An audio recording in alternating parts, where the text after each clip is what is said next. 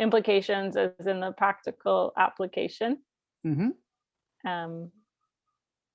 It helps to deal with the questions that people might have, like maybe about on purpose of life, or how to be happy, understanding suffering.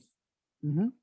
Yeah, that's exactly it is. I mean, these days everything is the highlight, underline. Stress is cause of everything. So the practical implications of Vedic psychology is how to deal with this stress, or prevent stress, or get rid of stress, and that's the implication of Vedic psychology. Because modern psychology only talks about waking, dreaming, sleeping. It doesn't talk about experience beyond that. So that's why the implication of Vedic psychology is it takes beyond. Beyond what? Beyond the knowledge from senses, mind, and intellect.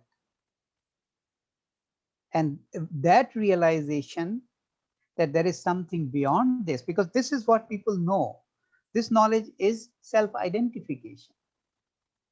And then self-identification as a doctor, as rich, as beautiful, not beautiful, ugly, this, that. And these are the source of conflict.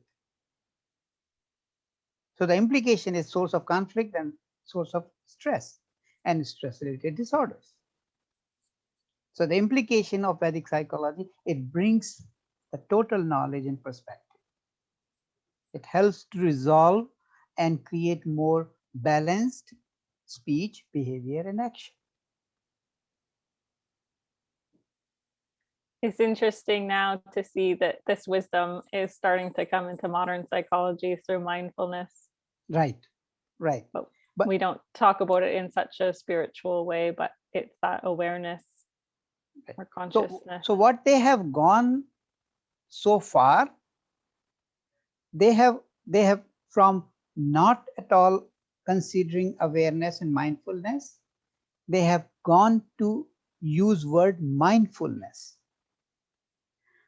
Now they have to go one step more, because when we say mindful, so that means mind is engaged. Now there is a stage, which is the stage of soul or Atma, where mind is completely disengaged. And it's not mindful, it's mindless. So it's good that science, through its own course, is reaching to that ultimate realization. It has its own course, it has its own process, but it's a good development. I remember 30, 40 years ago, they were not even considering effect of mind in illnesses. Mm-hmm. And then they realized, okay, there is this mind, but then the solution for that was, so how to quieten the mind? So they developed these drugs. And now they are realizing, okay, there is a non-drug modality, which is this mindfulness. Mm-hmm. And it's doing amazing. But I just want to tell you, it still doesn't cover meditation. Mm-hmm. It calls it mindful meditation, but meditation and mindful are two opposites. It does great.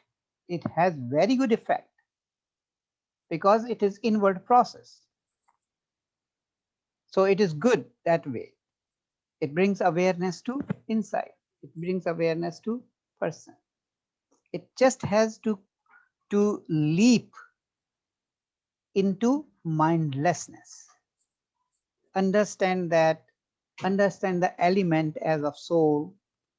That's the last step that is needed. And once that happens, then basically there is a bridge between Vedic psychology and modern psychology. Be interesting to see if it gets there.